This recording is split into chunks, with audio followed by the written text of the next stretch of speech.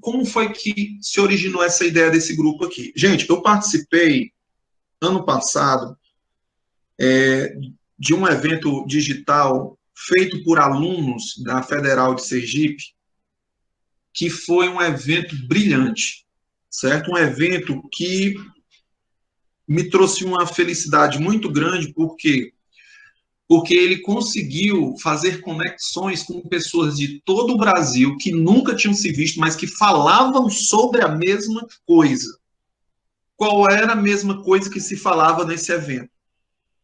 Mbembe e Foucault, a questão da necropolítica, né? A questão da biopolítica e da necropolítica. E assim, o que eu achei riquíssimo foi a construção de vários trabalhos sobre Mbembe e Foucault em cima da necropolítica.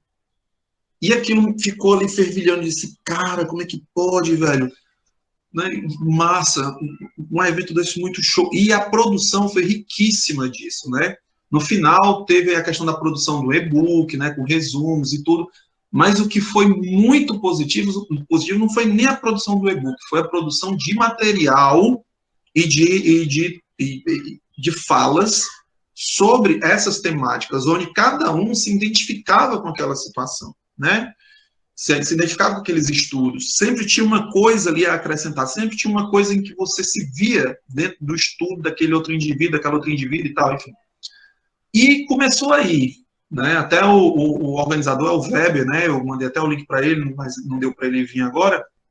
E foi um evento riquíssimo. O outro ponto importante que fez com que eu ficasse assim, cara, não, eu vou propor, vou chegar e vou lançar a ideia, vamos ver. Foi a minha orientanda, a Tiliane, né? Eu vi que ela é uma menina que tem uma abertura muito grande para aprender, né? E assim, sempre trazendo algumas provocações na fala dela em relação ao Camus, uma pessoa muito esforçada. E na última conversa que nós tivemos, que eu olhei para a tela, né, e disse assim, Tiliane, eu tinha, para você ter ideia, eu era tão habitolado, vamos dizer assim, né, tão fixado no caminho, uma época da minha vida, que você falava, que a gente conversava sobre um trecho da obra do Camus, sei lá, o Mito de Sísifo, né, eu sabia onde é que estava o diacho da frase lá. Mas por que isso? Por causa da quantidade de leitura que era feita e do debate que era feito. E eu tinha essa estrutura planificada, né, eu tinha esse mapa mental, né, do Camus. E aí, gente, eu perdi esse mapa mental. E conversando com a Tiliane, né, que está aqui presente, me veio esse esclarecimento. Carlos, prazerzão ter aqui, viu, querido? Não, tá sem o áudio, tá sem o áudio. Obrigado. Ouve agora, tranquilo? Tá tranquilo, viu? Começamos agora, viu, querido? Tá, muito obrigado, boa noite aí, boa noite para todos. É um boa noite, eu que agradeço aqui a sua presença, viu? Valeu. Então, Carlos, tá continuando aqui. Eu estou falando aqui de onde veio essa motivação de fazer essa junção, de fazer essa conexão, né?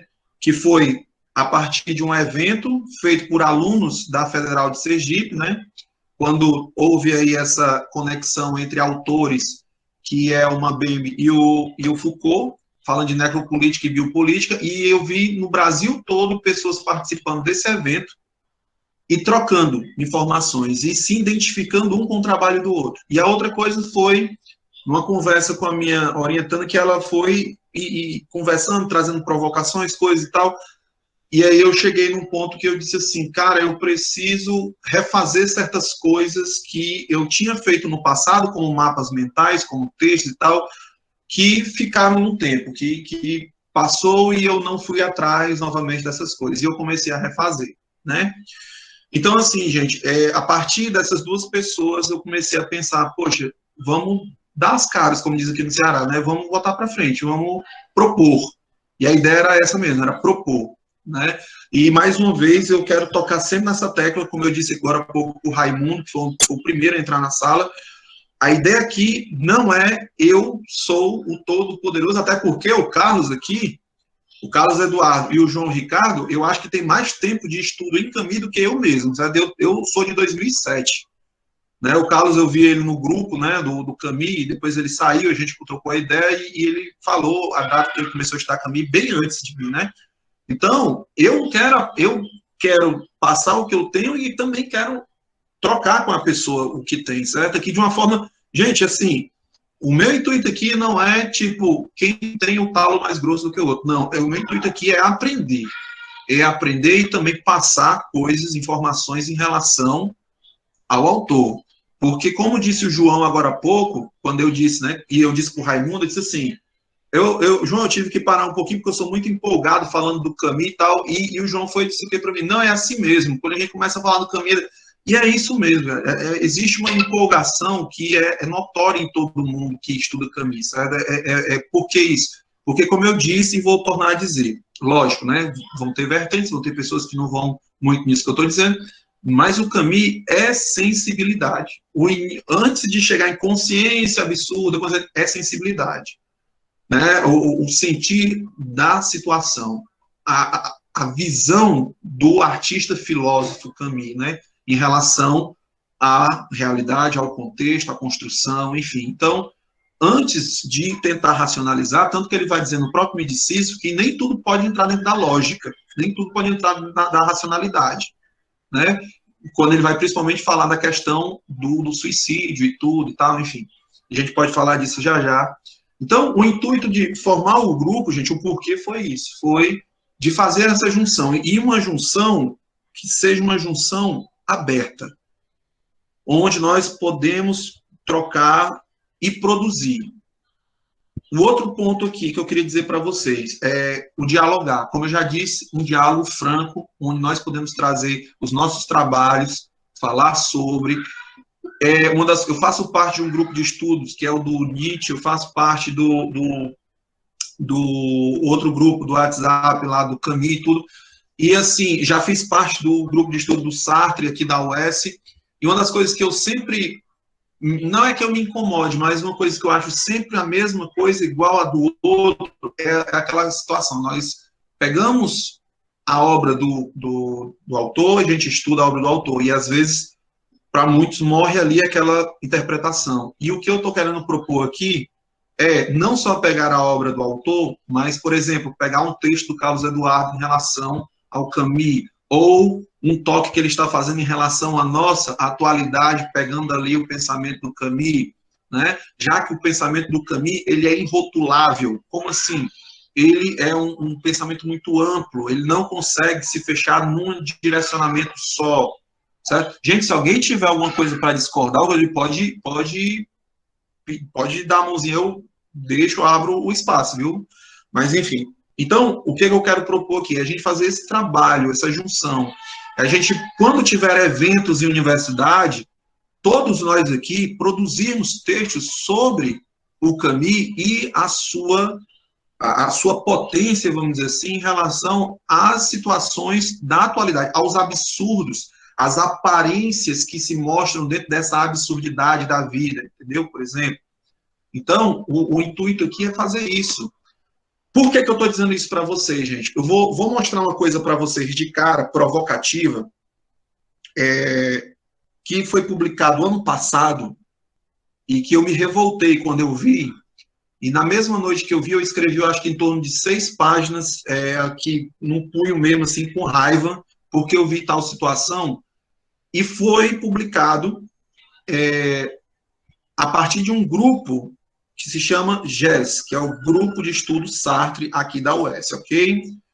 Então, de cara, deixa eu mostrar aqui para vocês uma coisa, e o porquê também de fazer esse grupo nosso aqui, da gente construir, da gente responder também, já que nós gostamos do autor, da gente não é fazer um exercício mental para dizer que se o Camus é bom, é legal, que olha como ele é legalzinho, coisa não é nada disso, mas a gente trabalhar com os fatos, trabalhar com os conceitos, trabalhar com o que o autor nos trouxe de positivo, porque muitas coisas ele nos trouxe, certo?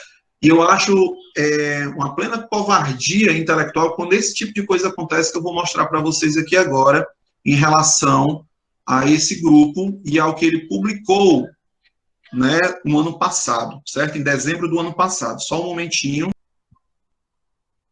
Vocês estão conseguindo? Sim.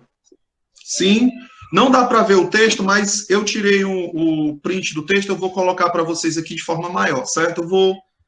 Aqui é uma publicação que traz aí a questão do ateu, anarquista e ético e tudo. Até aí tudo bem, problema de quem publicar, problema de quem está estudando, enfim, aí não tem nada a ver. Agora, um trechozinho bem aqui, nesse parágrafo aqui, vai nos chamar a atenção, certo? Deixa eu abrir aqui, deixa eu encontrar o print que eu tirei aqui para vocês. Deixa eu tirar essa transmissão aqui.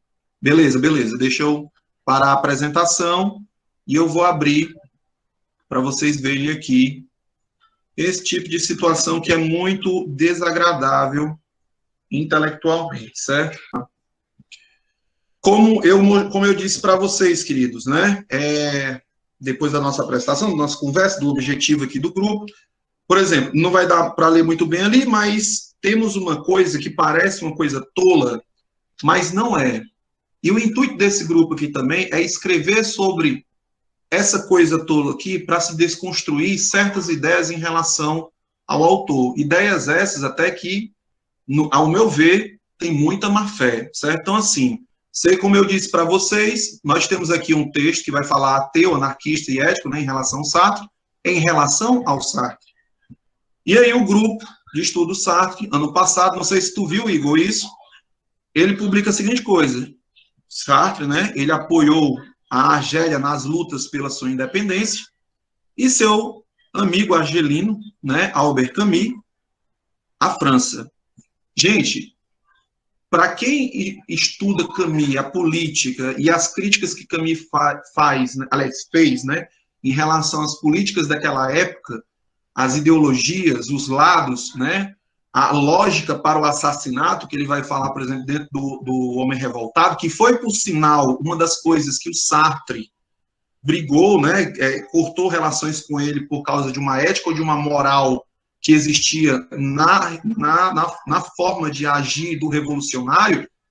Ironicamente, depois de um tempo, o próprio Sartre, pela tradução do que os defensores dele, né, escreveram aí, tem uma ética também, e o pior, colocam o Camus como se o Camus não tivesse obtido ou sentido, né, a necessidade do diálogo, e como se ele não tivesse na luta ali, na questão da conciliação, e não de uma guerra entre os dois polos, que é diferente de você assumir um lado. Camus, quem estuda um pouquinho sobre Camus, sobre a política em Camus, você vai ver que ele não assume um lado, ele está ali como um homem dividido em dois mundos, né?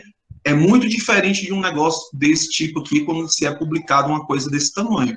Que, para mim, aliás, para algumas pessoas pode parecer um pouco exagerado a situação em relação a uma postagem dessa, mas, para mim, não é. Ainda mais se tratando de uma postagem em um jornal que pega a circulação de um estado, certo? E que é visível na internet para o Brasil inteiro. Então, assim, para quem não conhece, como eu estava falando agora com o Igor Pontes, né, que tem muitas pessoas curiosas, muitas pessoas querendo conhecer Camus, quando lê uma reportagem como essa, já pode mudar a ideia do que o autor via, por exemplo, na situação da Argélia daquele período, certo? Carlos, você quer contribuir com alguma coisa? Que eu estou vendo que você até tomou uma água assim, meio esbaforida, ou foi impressão minha? Oi. Não, na verdade eu tô vindo uma semana de recuperação de enfermidade, eu tô meio... E aí eu já voltei a trabalhar sexta-feira, fiquei afastado 4 dias, então eu tô meio... Mas eu acho que, em linhas gerais, eu concordo com o que você está observando, eu acho que isso, na verdade, eu acho que é até uma coisa que eu já vi em outros contextos, algo muito parecido, né? E é complicado, né? É complicado, porque acaba criando uma espécie não sei se eu diria assim, quase que um dualismo maniqueísta, assim, né? Entre as duas personas. E me parece que falta um pouco de consideração com relação realmente à realidade dos posicionamentos que o próprio Camus adotou ao longo do seu percurso como intelectual, né? E porque, na verdade, são perfis muito diferentes, né, dele do Sartre, né? E a questão da própria vivência que o Camus tem da Argélia francesa, né? que acaba sendo determinante, né, para os posicionamentos que assume na época. Então, eu acho que falta um pouco, assim, de uma consideração mais séria, mais detida acerca disso. Acho que é bom chamar atenção para esse dado que você está colocando. Legal. Que o objetivo do grupo é justamente esse, é a gente não retrucar dessa forma, mas vamos estudar sobre esse ponto, vamos construir, né? Vamos analisar, vamos ler os textos, vamos ler as tiras de jornais, vamos ver os comentadores em relação a esse tipo de postura. E aí sim a gente, por exemplo, numa semana universitária, numa semana sobre políticas de segurança, numa semana, enfim, a gente escrever sobre esse tipo de situação, de reflexão, entendeu? Então, a proposta de produzir é esse tipo de ação. Um podcast, um vídeo no YouTube, enfim, fazer aí um e-book. Eu acho que temos vários mecanismos, ainda mais hoje, para a gente poder produzir e contradizer e ter essa defesa em relação ao que o autor construiu. Porque, assim, como você disse, o Sartre ele tem, lógico, um argumento e tem uma filosofia em que nós precisamos ler, precisamos estudar, isso é óbvio. Mas aí, como você disse, é um reducionismo em que se coloca o Camus e o Sartre, os dois um contra o outro, como se fossem dois garotinhos ali brigando com o outro, entendeu? E é muito pobre isso. Então, como é que a gente enfrenta isso? Construindo. O Igor postou aqui um vídeo, não sei se vocês viram, do GEAC, né? Eu vi que lá tinha mais de 40 visualizações.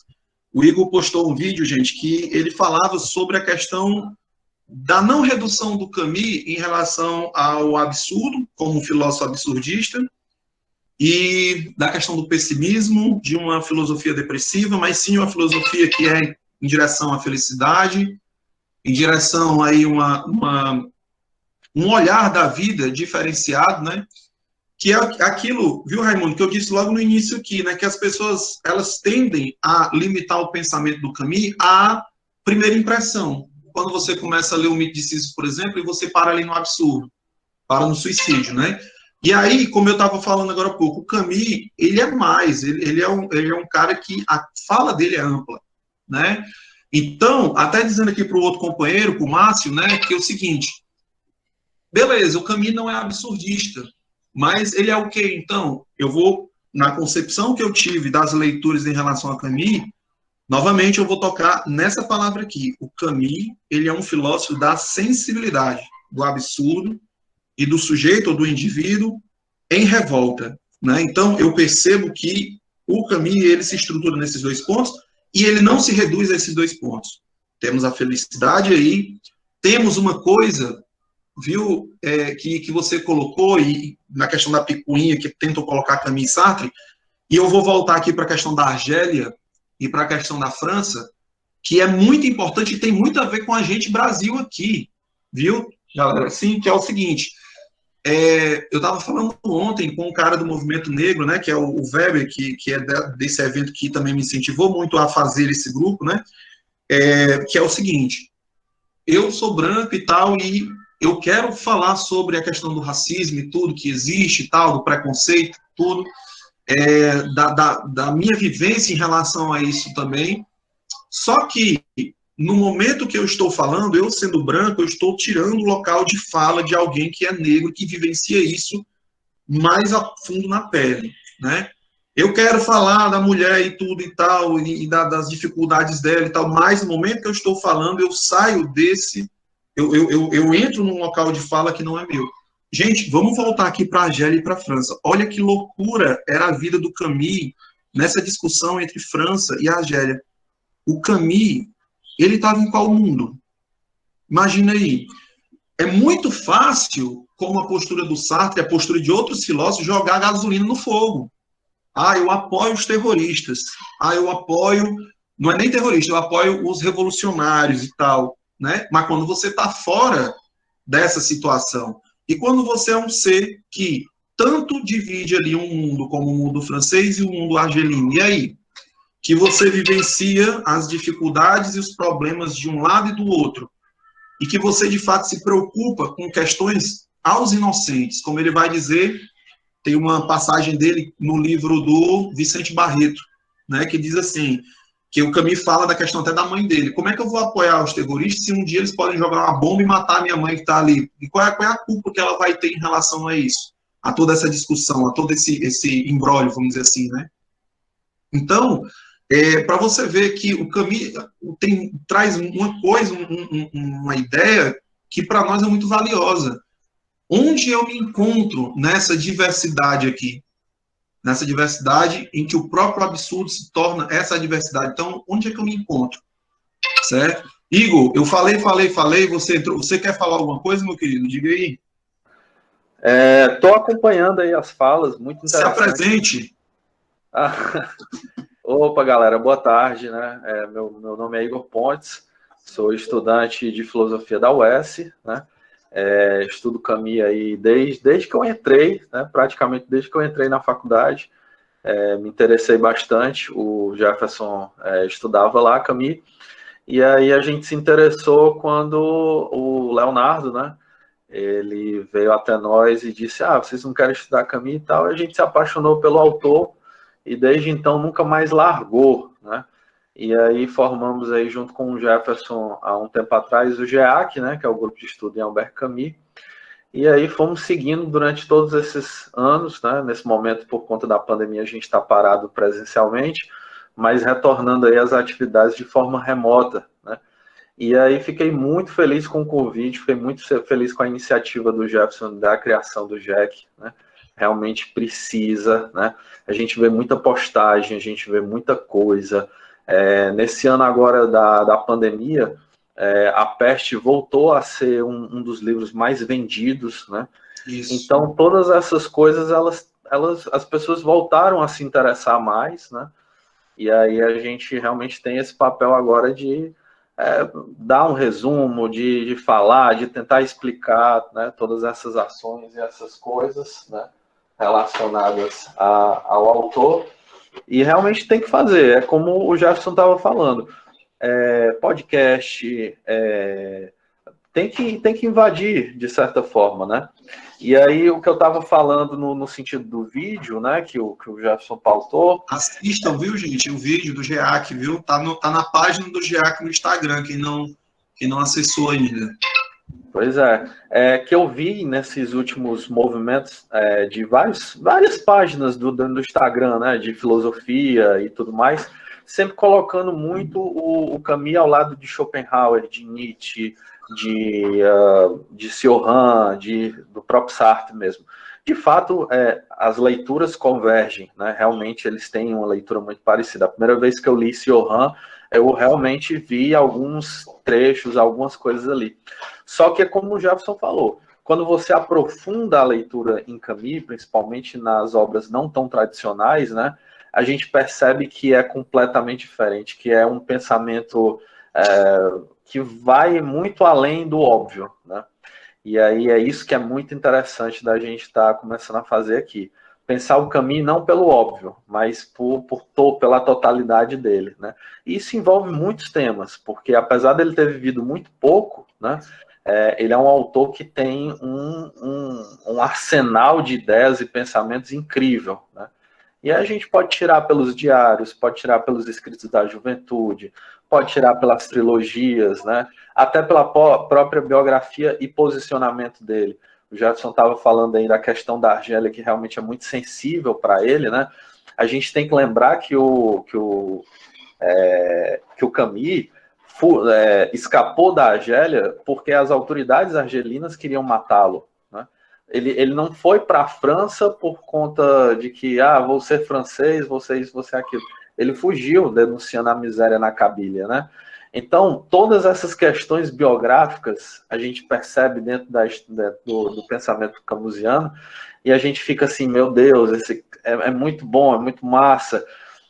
Depois, decorrendo dos discursos da Suécia, a gente vê aquele medo da bomba atômica, e que ainda está presente hoje em dia, né? Não é um pensamento do passado, é uma coisa que ainda existe. E esse pensamento político dele é muito forte, é muito necessário, né? E estou muito feliz e satisfeito da gente dar esse primeiro passo aqui agora. Igor, ó, com que riqueza, viu, cara, que tu trouxe aí de informações, viu, bicho? Que riqueza e que felicidade tê-lo aqui, viu? Mais uma vez dizendo, viu? Mais uma vez, cara. Porque realmente nós precisamos ter essa junção, precisamos ter esse coletivo. Porque, como você colocou muito bem, é uma riqueza muito grande de ideias. No pouco tempo, né, que Camille teve de vida, é uma riqueza muito grande. E assim, gente, como o Igor colocou, da questão da peste, né?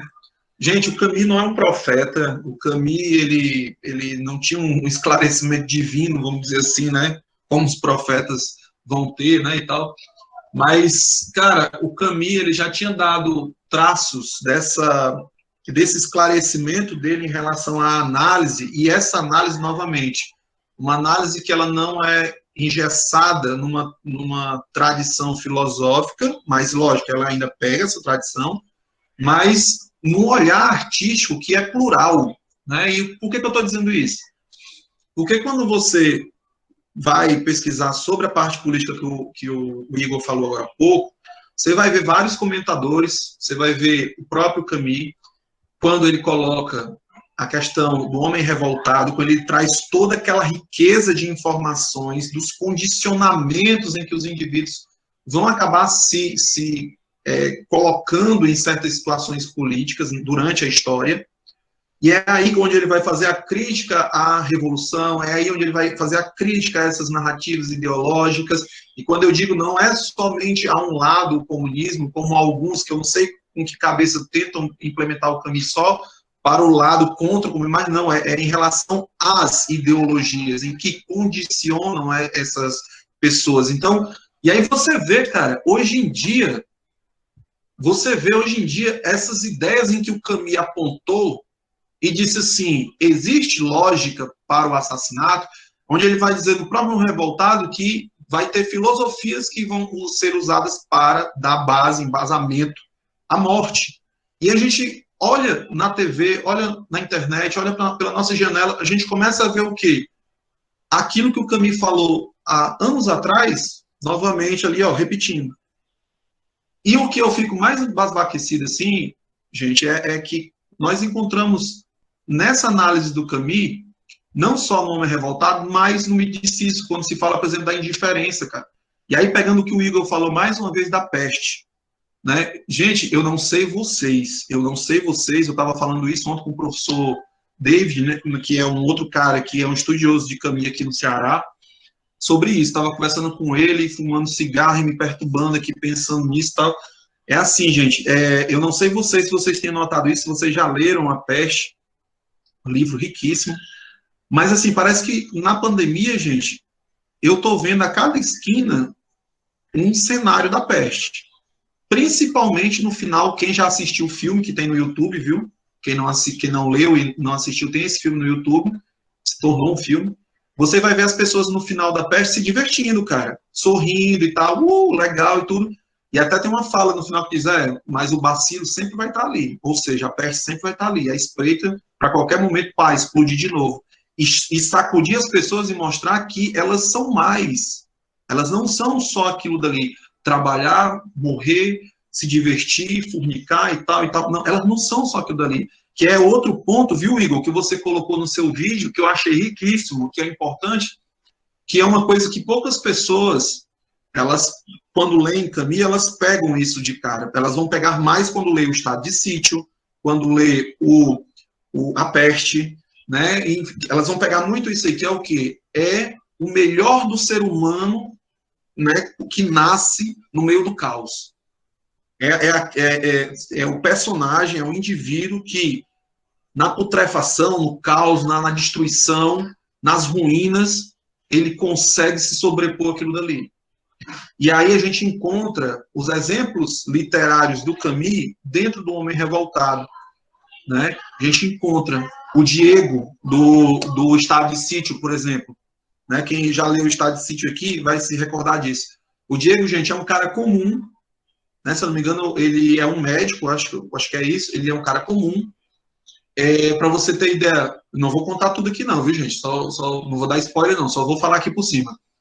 Em um certo momento ele é apagado e chega um certo momento que ele, pá, explode, que ele se revolta contra aquela condição, certo? E o Camus é isso, cara. O Camus, ele acredita no melhor das pessoas, no nascer do melhor das pessoas no caos. A gente vai encontrar isso também nos justos, né? Quando você vê uma visão assim muito profunda e racional, e quando eu digo racional, não em condicionamento, mas de coerência, de não tornar o terrorismo algo romântico, né? De não tornar matar crianças e uma esposa como algo em que a sociedade, por exemplo, depois daquilo ter acontecido, iria aceitar a morte de crianças em prol de uma liberdade, por exemplo. Então, Camus traz isso, o melhor do indivíduo, o indivíduo que nasce com o melhor da humanidade dentro dele, por exemplo, né? E isso irradiando para os outros, né? Então, assim, gente, se eu acabasse aqui essa reunião agora, que, gente, beleza, obrigado por ter invitado, já está muito feliz por essa conversa aqui com vocês. Eu queria que vocês se posicionassem, falassem algumas coisas mais, alguma proposta, alguma ideia em relação ao grupo. Falem aí, meus queridos, para a gente ir adiante aqui. Falem aí, estou esperando. Digam aí. Jefferson, eu acho que essa última observação sua é bem interessante. Até quando você hesita um pouco em falar sobre uma solução racional, uma aproximação racional do Camus, e eu me lembro que o próprio Camus usa, se não me engano, acho que no Homem Revoltado ele usa bastante, se não me engano, ou no Mito de Sísifo, ele usa muito a ideia do espírito lúcido, né? Então, acho que às vezes a gente pode intercambiar essa noção de racionalidade com essa lucidez, né? Talvez, se a gente sentir um certo receio, e muitas vezes colocar esse termo, que é uma abordagem lúcida, é um olhar lúcido. Que isso eu acho que, inclusive, é uma herança pascalina dele, né? Ele tem muito isso. Quando ele fala da tradição... a esquiva, né? Que é no Mito de Sísifo. Isso. É fantástico, cara. Muito legal as observações. Vamos fazer assim, Carlos. Vamos fazer assim, meu querido. Olha, eu mostrei aqui para algumas pessoas, para o Guilherme, para o Raimundo e a Tiliane, que estava logo no início. Vou pegar o que você colocou, meu querido. Deixa eu trazer, então, a forma de esquema que eu trabalho. Isso. Eu vou mostrar para vocês aqui, gente, um esquema. Eu já vou logo dizendo que ele é um esquema um pouco doido, ok? É um pouco... assim, tem muita seta, tem muita coisa. Eu peço que vocês tenham um espírito lúcido para isso também, certo? Então, deixa eu mostrar aqui para vocês, viu, Carlos, para pegar o que você disse. Gente, eu pretendo trabalhar com vocês um livro e eu estou pensando aqui e eu vou lançar como proposta para vocês trabalhar o mito de Sísifo, tá? Começar por ele, porque é um ensaio em que traz uma estrutura boa para a gente poder ir dissecando as outras obras, os outros livros, né? E, enfim, é uma proposta que eu tenho. No final vocês me dizem se não rola e tal. Vou mostrar para vocês aqui esse esquema, gente. Carlos, esse esquema ele é baseado nas duas primeiras partes do absurdo, do misticismo, certo? E aí, Igor, como você falou no vídeo, e eu vou dizer aqui para você agora, nós temos, infelizmente, algumas pessoas têm a capacidade, né, de parar aqui, nesse ponto aqui do absurdo. Né? Param aqui e acham que se reduz a isso aqui, a filosofia do Camus. Né? E não é bem assim. Por exemplo, quando nós vamos esticando aqui um pouco a baladeira, temos toda essa estrutura aqui. Né? Deixa eu ir mostrando aqui para vocês aos pouquinhos. Tá? Aqui, Carlos, é o que você me trouxe agora, certo? É aquela sua fala. Deixa eu só encontrar a parte da esquiva que eu coloquei aqui. Deixa eu ver que eu coloquei ela aqui. Quando você falou, me acendeu a luzinha aqui. Raciocínio absurdo. Opa, alguém quer entrar na sala. Só um momento. Tiliane, faz um favor. O Weber. Seja bem-vindo, Weber. Eu vou já falar com você, viu, Weber? Deixa eu só mostrar aqui uma situação. Vou já falar com você. Gente, voltando aqui. Cadê? Pronto. Deixa eu achar. Onde é que está a questão da esquiva? Está no finalzinho do primeiro ponto. Raciocínio, lógica, não. Aqui é mais para esperança, também não. Indiferença, não vou achar. Mas, enfim, gente, aqui é uma estrutura de pensamento, certo? É um mapa mental em que, quando eu estou bolando os estudos sobre, principalmente o Camus, eu sempre faço para a gente poder ir desenrolando sobre o pensamento dele, certo?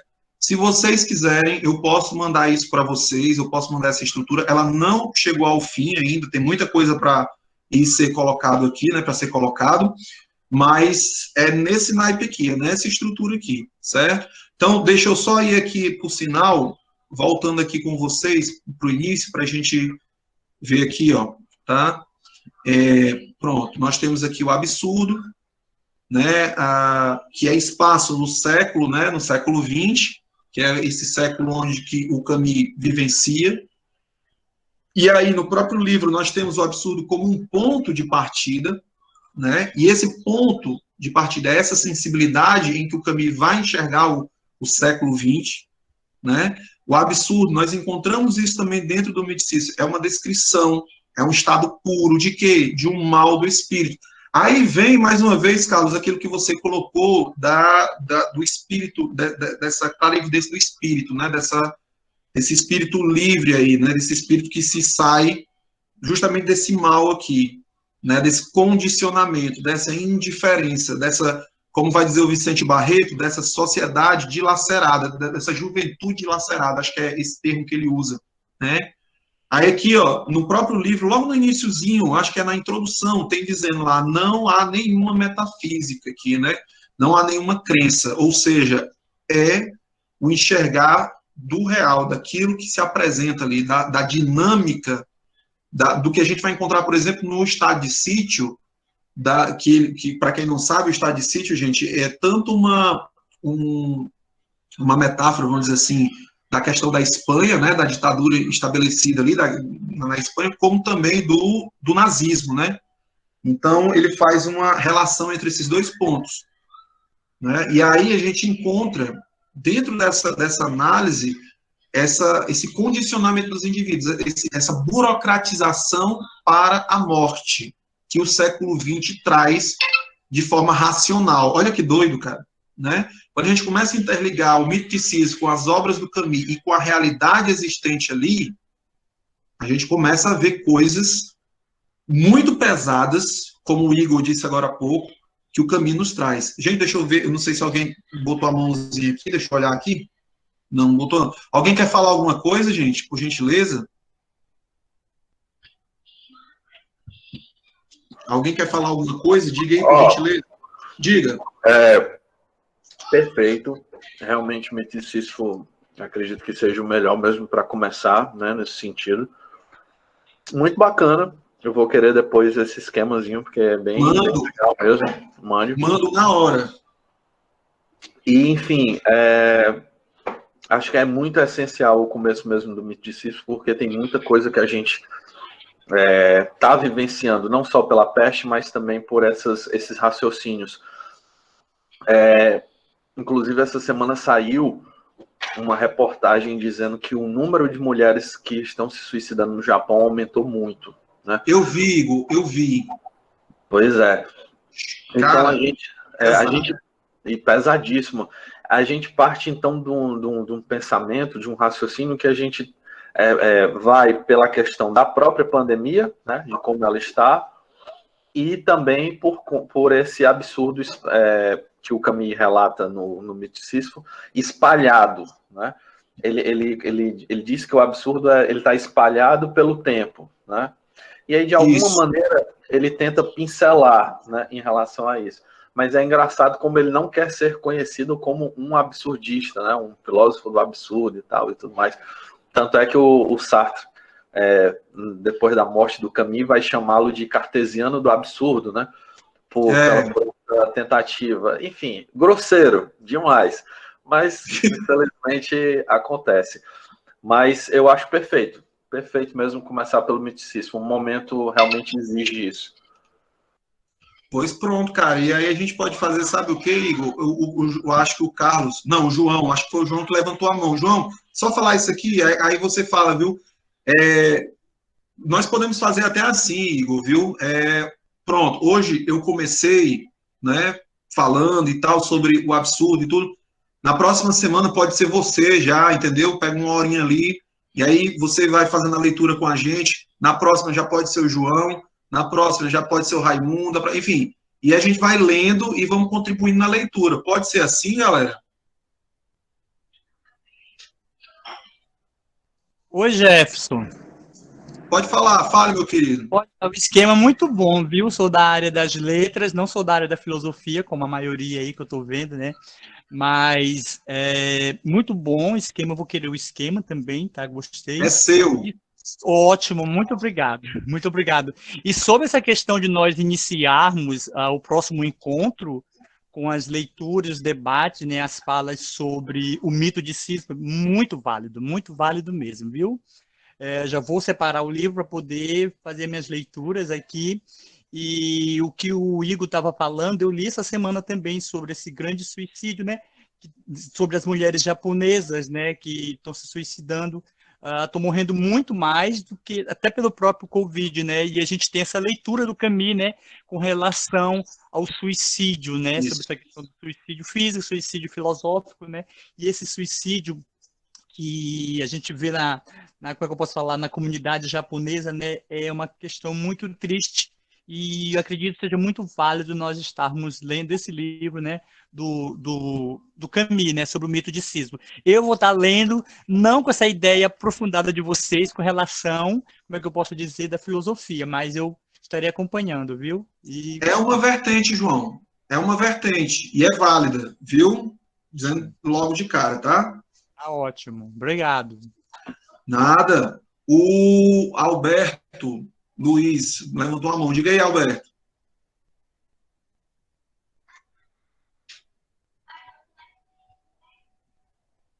Alberto? Primeiro, eu gostaria de agradecer a oportunidade de estar aqui com vocês e parabenizar pelo empenho, né, pelo esforço de promover esse espaço.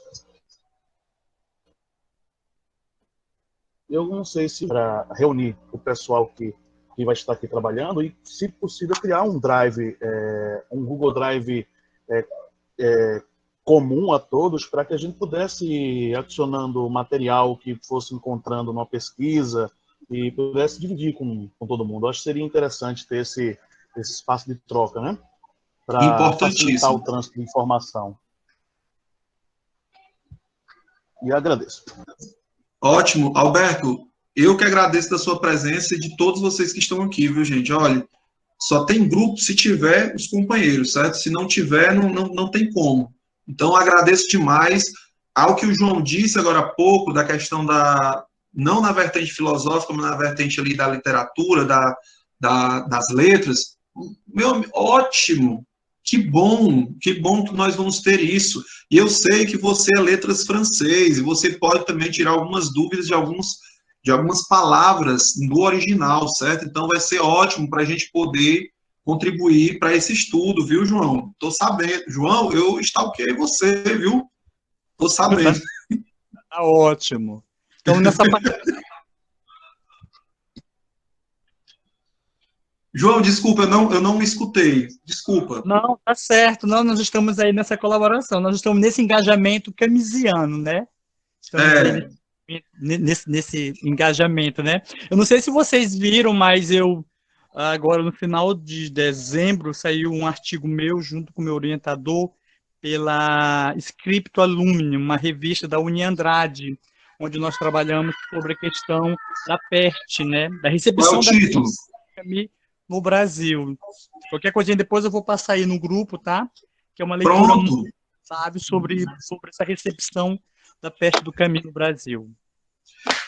Eu vi uma foto no seu computador que você postou na página, e tinha lá alguma coisa realmente sobre a peste Brasil, eu vi, mas eu não aprofundei, eu só passei a vista e vi ali bem rápido, e não vi o todo. Tá vendo? É esse tipo de trabalho que nós precisamos também, entendeu? A gente precisa que, para a gente ir construindo argumentações sobre o nosso contexto absurdo, a absurdidade que nós encontramos aqui na nossa realidade, entendeu? E as facetas dela, né? A gente precisa disso, viu? Ok.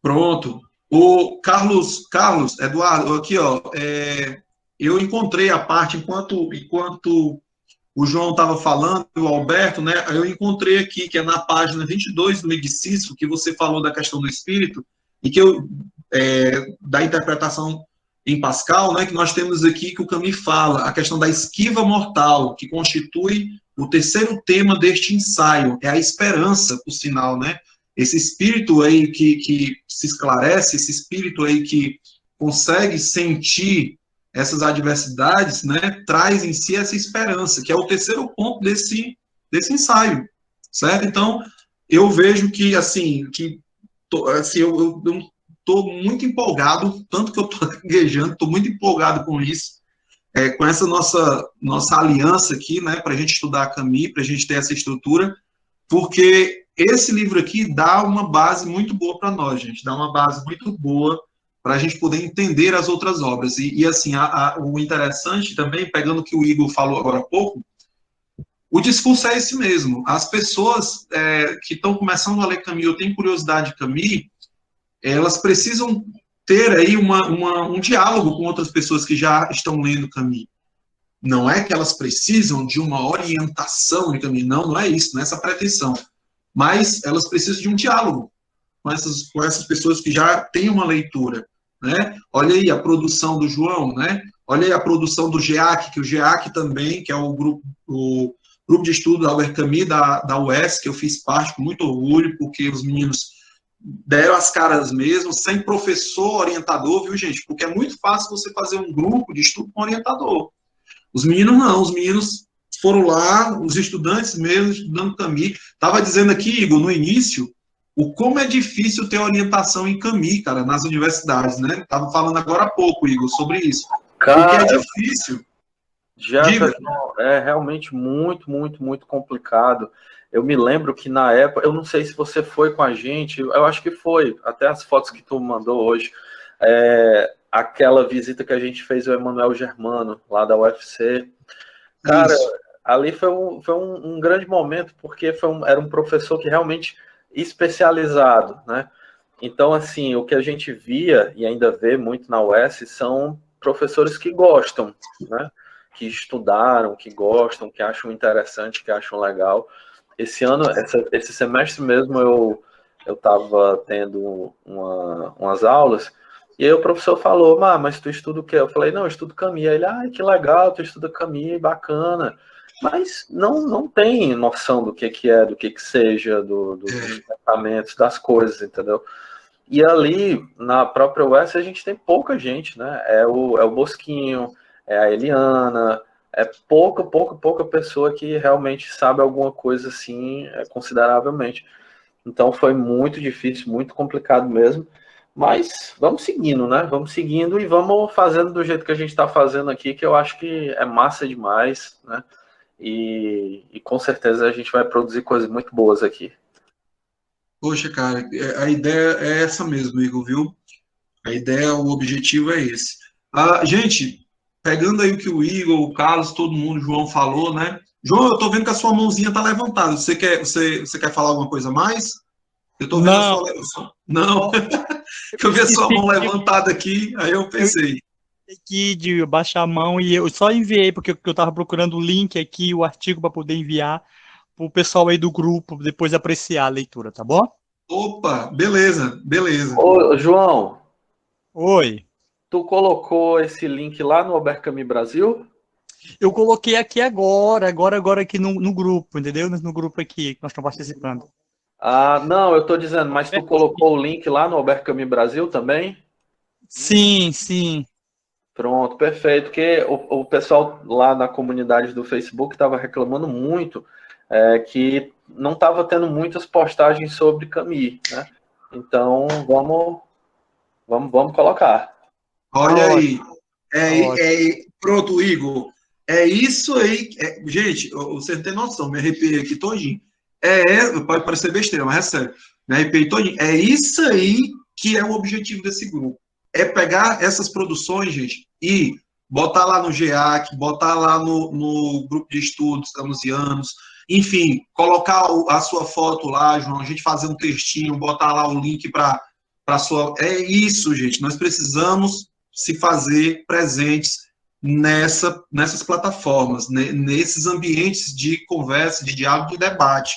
Perfeito, Igor, perfeito. Vamos fazer isso aí, vamos pegar esse link, viu, João? Vamos associar, viu? Vamos postar. Sim, ok, de boa. Vamos postar. Eliazar, que não...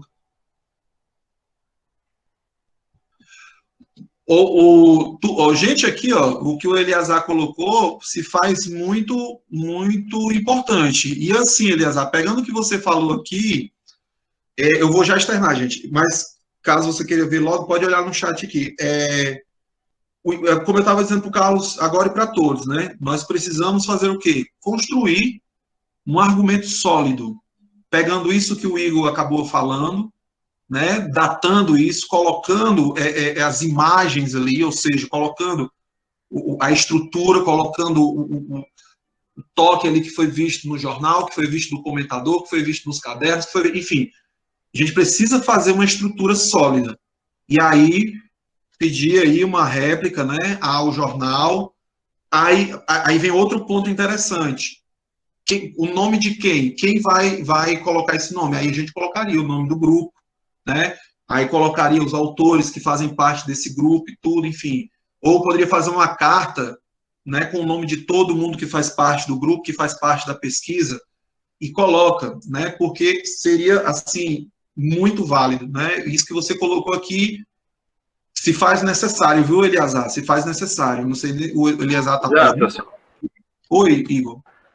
Eu queria só adicionar uma coisa, né, que eu já escutei assim de algumas pessoas e já escutei aqui 2 vezes, né? Uma através acho que do João e acho que foi outra pessoa, foi aqui no chat que falou. Só adicionar um comentário, galera. Por mais que não se seja, né, da filosofia, né, por mais que seja assim de letras, história, sei lá mais o quê, ou por mais que não se tenha uma grande leitura, tipo, por exemplo, tô conhecendo o caminho agora, tô nos primeiros passos e tal. É muito importante agora vocês terem a noção de que é assim mesmo, é um processo, né? Eu falo por mim, comecei há alguns anos atrás, realmente é um processo complicado, porque primeiro a gente acha que é muita coisa escrita, muito texto, muita noção, muito conceito e tal. Mas, na verdade, teoricamente, o Camus ele é um autor que se faz compreender muito facilmente, até por conta da escrita dele, né? A própria escrita do Camus em matéria de ensaio, ela facilita muito a compreensão, diferente de um texto, por exemplo, hegeliano, um texto kantiano e tal. De fato, o Camus, ele fala, né, para as pessoas que realmente precisam saber. Acho que isso, inclusive, causou até uma certa polêmica por conta das leituras filosóficas mais acadêmicas, né? Como era o Merleau-Ponty, como era o Sartre, né, que fazia uma coisa mais elaborada e tal. É importante a gente ter a noção de que o Camus, ele fala para nós, ele fala para trabalhadores, ele escreve, de certo modo, até certo ponto, como se ele escrevesse para a mãe dele, que nem podia ler, né? E nem tinha condição de ler. Então, é uma leitura fácil. Por isso que muitas das obras vão ser teatro, vão ser de literatura, né? Que vão dar esse braço para esses 2 ensaios que são as teorias mais importantes, né? Que é o mito de Sísifo e o homem revoltado. Então, queria pedir para vocês ficarem tranquilos em relação a isso. A gente tem um estudo maior em relação, porque, enfim, está estudando há mais tempo. Mas vocês têm a plena condição disso, entendeu? Ler, pesquisar, vamos aqui com a gente, tirar dúvida, a mais besta possível que vocês acharem, sei lá, bora, porque é desses pensamentos que acaba surgindo uma ideia, entendeu? Então, não fiquem, podem falar o quanto vocês quiserem, podem participar, perguntar, e quem também não estiver se sentindo bem para isso, né, tem muita gente que quer só ouvir e tal, beleza também, estamos aqui, certo? O que vocês precisarem, a gente dá o suporte.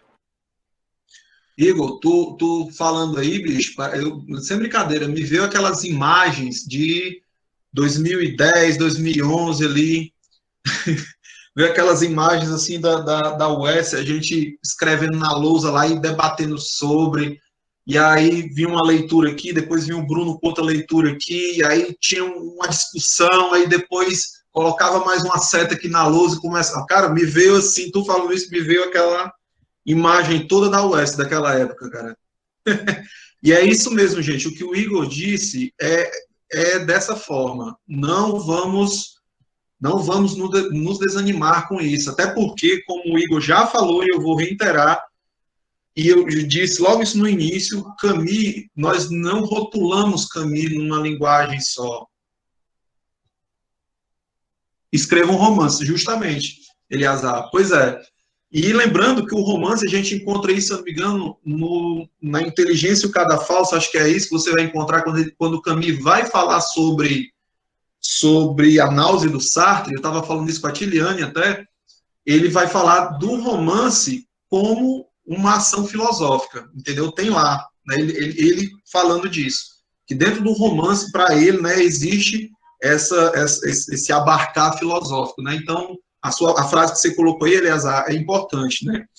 Então, fazendo a conexão com isso tudo aí, gente, como eu estava falando, Camus, nós não rotulamos, porque o Camus, ele é do teatro, ele é do romance, ele é do jornalismo, ele é da filosofia, enfim, é muito amplo, a visão dele é muito ampla, certo? Então, nós podemos fazer esses olhares, esses vários olhares sobre a coisa, entendeu? Sobre a política, sobre a vida, sobre a morte, sobre a existência e os caminhos que ela vai traçando, enfim, nós podemos encontrar, certo? Então, assim, gente, falando aqui sobre o plano de estudo, né, vamos dizer assim, vai ser a leitura do mito de Sísifo. Se vocês quiserem, eu posso iniciar na próxima semana, ou não. Jefferson, eu quero iniciar, o Igor, né? Beleza aí. Ou o Carlos Eduardo, ou o Raimundo, ou o Márcio, eu quero iniciar, eu quero começar lendo e tal. Não tem problema, gente. Quem quiser começar, se quiser até ir logo no início, meu primeiro, eu tranquilo. Super libero, de boa, certo? E aí, o que é que nós vamos fazer, gente? Como eu estava dizendo logo no início, antes de todo mundo entrar, certo? Nós vamos fazer a leitura, né? Nós vamos fazer a leitura do Camus, do mito de Sísifo, e nós vamos estruturar em cima daquele mapa mental. Nós temos o esquema aqui, e assim, gente, eu vou botar mais uma seta aqui. Ótimo, você só avisa para a gente ir colocando aqui também, para ir igualando, certo? Olha, eu posso botar, vai lá o João, posso botar aqui no absurdo a questão do romance absurdo e tudo, e fazer nesse espaço aqui um breve comentário, tranquilamente. Vamos aqui, e aí a gente vai, lógico, conversar sobre ele, como pode ser conversado qualquer ponto aqui que esteja nesse mapa mental aqui de forma prévia, pode ser conversado também, não tem problema, certo? Então, a ideia é essa, a gente estruturar, a gente fazer um mapa mental, a gente produzir a partir disso, porque tudo isso aqui, gente, ajuda quando nós formos escrever sobre o Camus, quando nós formos trabalhar sobre ele, discutir sobre ele, entendeu? A gente precisa desses materiais aqui também, certo? Para a gente poder entender. Beleza? Eu vou, ao final aqui, gente, eu vou passar para vocês essa imagem, tá? Eu peço a vocês, logo de cara, eu queria que a Tiliane fizesse até isso que eu vou dizer agora. Enquanto eu estiver falando aqui, gente, vocês podem colocar aí o número de vocês no chat para a gente fazer um grupo no Zap para mandar essas informações, ok? Mandar isso, tá? Mandar mandar o plano de estudo também, do que a gente vai fazer, né? A leitura, quem vai se propor a ler, enfim, alguém fala. Vou até falar o que eu disse no início aqui, rapidinho, para reforçar. Aqui, gente, eu estou fugindo de qualquer prepotência, de qualquer absolutismo, eu sou o detentor do conhecimento do caminho. Não. Eu estou aqui propondo, né, essa junção de todos nós, em várias mãos, construir isso, né, fazer essa coisa sólida aqui, não é nem sólida também, mas fazer esse devir aqui, melhor ainda, né, que vai sempre ali evoluindo, né, fazer esse movimento aqui, né. Então, a ideia é essa. Gente, eu vou tirar aqui o mapa vou pegar o exemplo que o João e que o Igor deram o toque aqui dos suicídios. Eu não lembrei de colocar sobre isso, mas eu lembrei de colocar outras coisas que tem tudo a ver. Aí gente, eu deixo na mão de vocês se a gente continua mais um pouco a reunião ou encerra, certo? Mas eu trouxe aqui umas coisas que nós precisamos, como estudantes de Camille, como o João fez aí da peste, o Brasil e tudo, nós precisamos falar disso, porque isso são exemplos de absurdo, são exemplos de indiferença, de condicionamento, de lógica do assassino, de filosofias que justificam o assassinato, de raciocínios que justificam a morte. Que exemplos são esses? Eu vou tentar mostrar para vocês cada um deles agora, certo? Então, eu vou dividir aqui a tela mais uma vez. Gente, um exemplo de situação absurda da nossa realidade e que as pessoas vivem tranquilamente como se nada tivesse acontecido, é isso aqui, gente, ó. Estão vendo aí a reportagem? Sim, tá dando para ver. Vocês estão conseguindo ver? Rio Doce, tudo. Isso aqui é um exemplo de destruição, é um exemplo de morte, né, que, infelizmente, e agora travou aqui para baixar, né, mas vocês já viram a ideia. Deixa eu só tirar isso aqui. Deixa eu ver se não está dando para baixar. Não está dando para baixar. Tá abrindo aí na página direita. Então, assim, gente, isso é um exemplo de indiferença, é um exemplo de mentalidade absurda, certo? De condicionamento, em que a gente precisa escrever sobre essas situações. Um outro exemplo que eu não coloquei... eu coloquei, temos aqui. Deixa eu fechar essa página, que vocês já entenderam o objetivo que eu estou querendo trazer aqui para vocês, que é justamente essas ações em que as pessoas acham que está tudo normal, que está tudo bem, é assim mesmo e tal. Deixa eu fechar aqui essa página e deixa eu ir para essa outra página aqui, que também é uma reportagem pesada. Projeto do governo viabiliza exploração de minérios em terras indígenas. Gente, nós vivemos num país onde tem pessoas, nesse momento, sendo caçadas que nem animais, certo? Dentro de terras, e a gente vivencia a nossa realidade aqui como se isso não acontecesse, entendeu? E o Camille, ele traz, dentro da sua obra, a oportunidade, que aí eu vou pegar novamente o vídeo que o Igor postou, esse chamamento, vamos dizer assim, essa chamada, né, para a revolta, para a crítica, para a análise daquilo dali, né, a saída da caixinha daquilo dali, né. Então, como é que nós conseguimos vivenciar, como é que a gente consegue viver, né, sabendo que esse tipo de situação acontece, sabendo que esse outro tipo de situação aqui que vocês vão ver aqui agora, ó, pelo menos 6 terras indígenas sofrem com invasões e ameaças de invasão no início de 2019. Até hoje, viu, gente? Isso aqui começou ali do início de 2019 e até hoje o negócio está se agravando. Então, isso aqui, gente, são exemplos de situações que nós estamos vivendo no Brasil em que tem tudo a ver com a escrita do Camille, que a gente pode escrever, que a gente pode associar com o texto do Camille e tal, enfim, a gente pode fazer isso.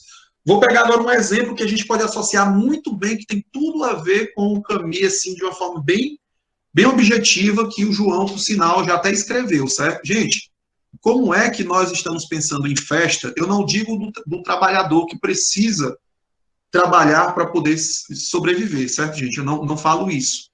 Mas eu digo assim, dos indivíduos que querem carnaval, futebol e samba, né? Assim, simplesmente para se divertir. Gente, 252 mil mortes. Mas eu vou dizer tudo, 252.835 mortes, certo? Então, como é que você... Gente, eu não sei vocês, se vocês não ficam chocados com isso, com pessoas que aparecem dando entrevista, aparecem no Instagram, aparecem no Facebook, aparece na televisão, dizendo que tá bom dessa pandemia acabar, que máscara não funciona, eu quero me divertir, eu tô com saudade do carnaval, eu quero carnaval, não sei o quê. Isso é muita peste, gente. Isso é muito o livro, A Peste do Camille. É muito isso, cara. Sabe? Então, tem tudo a ver com o nosso trabalho aqui, com o nosso debate aqui. certo? Isso aqui, ó, tem demais, gente, certo? E aí, outra coisa que tem a ver com isso, tem a ver com, eu não li o texto do João, né, mas eu pressuponho que seja, né? Tá aqui outra parte que nós temos aqui, ó, 1.152 óbitos na média móvel, gente, diária. Gente, nós temos pessoas morrendo de Covid, em torno de 1.000 pessoas por dia, gente. E você não vê a preocupação de muitos que estão condicionados nesse sistema ou estão abraçando certas ideologias, que acreditam que essas ideologias têm a razão e não esses mortos aí e os companheiros que estão dentro de hospital lutando diariamente para enfrentar isso aí. Entendeu? Então, gente, eu trago essas reportagens para vocês aqui, e a última aqui, né, eu trago essas reportagens para a gente poder... Diga, Igor. Só adicionando aí essa parte, muito importante realmente a gente fazer essa análise entre a indiferença e o que está ocorrendo hoje no Brasil, realmente extremamente muito atual, né? Só fazer adicionar um comentário aqui à sua fala. A questão que envolve a peste, né?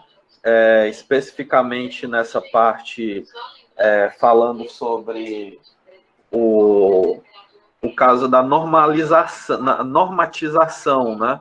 Ocorre muito esse processo de normatização, né, dentro da peste. Para quem ainda não leu, só uma leve introdução, que é inclusive a própria introdução que o Camus faz na obra, que ela é escrita num estilo de crônica, é como se fosse um jornalista contando a história da peste, né? Em dado momento, ele informa como é que funciona a cidade, né? Como é que Wuhan, que curiosamente Wuhan era a cidade onde a esposa dele nasceu, a esposa do Camus, né? A Francine. E aí ele fala como era a rotina da cidade. Você olha aquilo para o Brasil, você vê São Paulo. Porque Wuhan, né, essa introdução que ele faz, é que a cidade nunca para, as pessoas não têm... o Jefferson Leu sabe muito bem disso, as pessoas não têm tempo para nada, né? A não ser para os negócios, né? Ou então para algum tipo de diversão efêmera, né? Ali. É como o Jefferson falou anteriormente, o Camus, ele não é o vidente, mas a capacidade que ele teve de trazer certas noções e pensamentos na história para a nossa geração, para a geração dele, né? Agora, essa geração já é nossa, a gente constrói alguma coisa. Mas é uma coisa que você olha e fala, caralho, isso está acontecendo, desculpa o palavrão, isso está acontecendo agora, entendeu? Tipo, Wuhan é o que está acontecendo com São Paulo, né? Ninguém parou.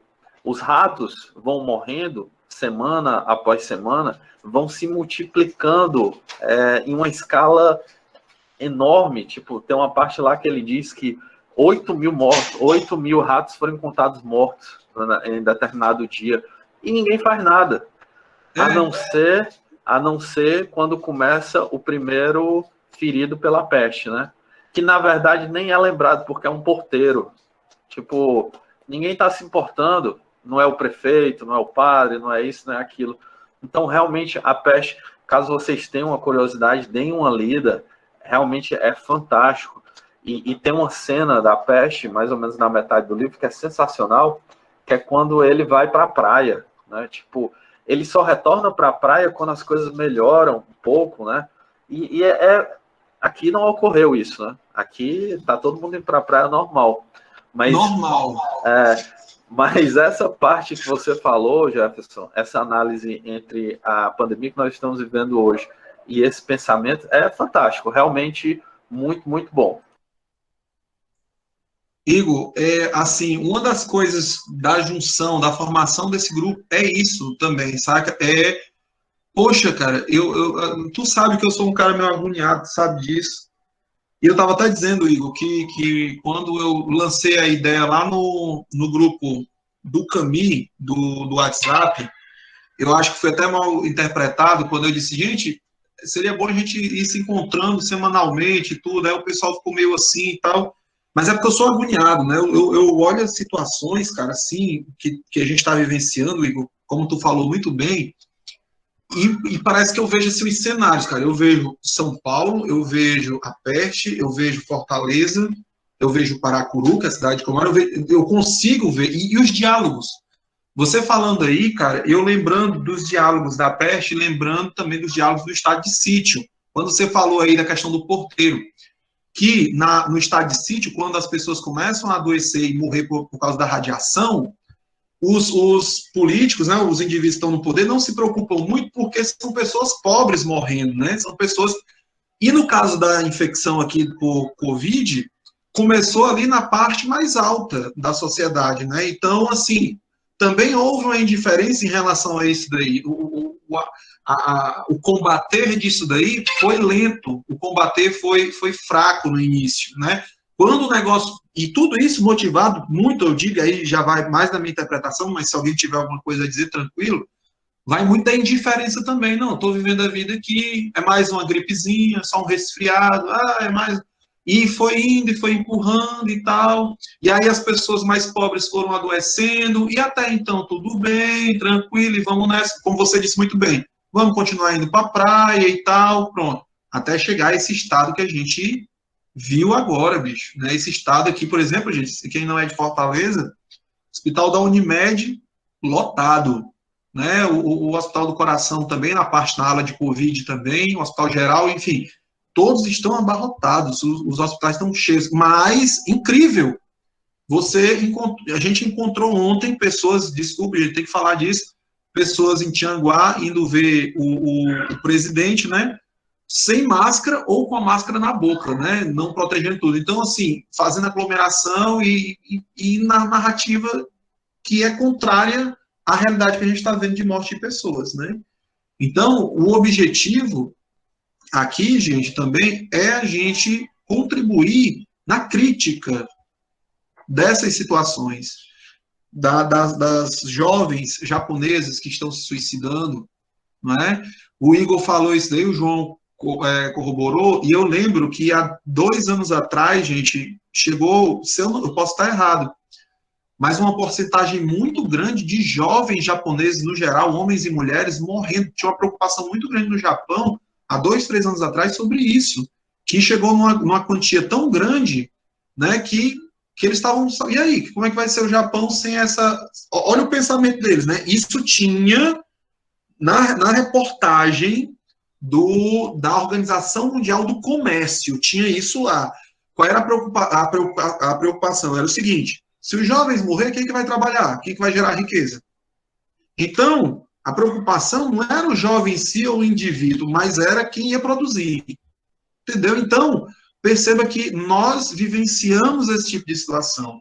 Né? O Japão, lógico, questões históricas e tal, enfim, nós temos aí uma questão muito introspectiva de algumas pessoas até hoje, né? Também é cultural aquela questão da perfeição, né, nos seus atos, nas suas ações, principalmente quando se constrói algo, quando se faz algo, sempre se buscava, desde da escrita, né, desde a escrita ali daqueles símbolos a outras coisas, né, sempre buscou muita perfeição, e essa questão da família também, da vergonha que alguns japoneses possam se encontrar, é quase algo, quase não, é algo mortífero, né, para a juventude. Diga, Carlos Eduardo. Lembrando que você citou bem o aspecto cultural, né? Porque a tradição da morte voluntária no Japão ela é milenar, né? A prática do harakiri e do seppuku. Isso. Né? E essas duas práticas, elas são, num certo sentido, elas estão intrinsecamente ligadas com a construção da subjetividade do japonês, né? E ao mesmo tempo elas são uma contramão daquilo que o Japão pretende como nação, porque é a sua própria sobrevivência. Se a gente pensar aí a gente vê um paradoxo, né? Mas é um paradoxo da realidade humana, né? Que se faz parte na sociedade, da construção do mundo humano. E eu acho que é muito camisiano também, né? Pensar, a gente atribui um sentido ao mundo, mas na realidade ele não está muito aí com esse sentido que a gente atribui ao mundo, não. E aí a atual condição, né, circunstâncias a qual estamos passando nessa época pandêmica e tudo mais, é mais um fator que converge já com esse aspecto que acaba sendo uma certa tendência. Tá bom? Não, perfeito. Desculpa, eu vou ter que dar uma olhada aqui. Desculpa, era só isso que eu percebi. Obrigado. Mas interessante, realmente é. Nada, cara, é isso mesmo, velho. E é essa junção mesmo. Gente, nós estamos aqui às 7h30, certo? Outra coisa a definir aqui, galera. Horário, assim, gente. Tiveram algumas pessoas, tem uma parceira nossa, que é a Desirê, que ela ficou até um pouco frustrada, assim, porque ela queria participar, mas o horário não ajudou. E também o David, o professor David também, que colaborou para essa iniciativa aqui, também não pôde por causa das 6 horas, né, das 18 horas. Vamos ouvir, Alberto. Por mim, sem problema. Vamos aí. De boa, né? Beleza, meu parceiro. Por mim, qualquer horário tá bom. Eu sou mais um leitor do que um pesquisador de Camus. Mas eu pretendo futuramente me aprofundar nos estudos da obra de Camus, né? Quem sabe, depois da conclusão da pesquisa que eu estou fazendo agora, eu estou pesquisando em Hilda Hilst, e aí eu penso depois, quem sabe, trabalhar com o Camus, que eu gosto muito, muito mesmo, né? Também acompanho o meu amigo João Ricardo aí de longas datas, e aí eu penso que a gente pode, sei lá, depois pensar num evento nacional sobre Camus. Sim! Entendeu? Essa é a ideia. Sou servidor no Instituto Federal do Pará, faço doutorado em educação na Universidade Federal do Pará, e aí a gente pode pensar, quem sabe, num evento conjunto, depois do Instituto Federal do Pará, com a UES, né, o colóquio brasileiro de Albert Camus, que nunca existiu, não aconteceu ainda, sabe? Eleazar, você me provocou a arrepios aqui agora, Eleazar.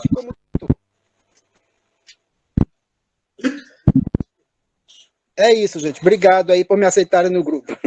Nada, tranquilo, seja bem-vindo. Olha aí, Igor, tu ouviu aí, Igor? Fazer a conexão US Pará, viu aí? Perfeito, perfeito. Perfeito.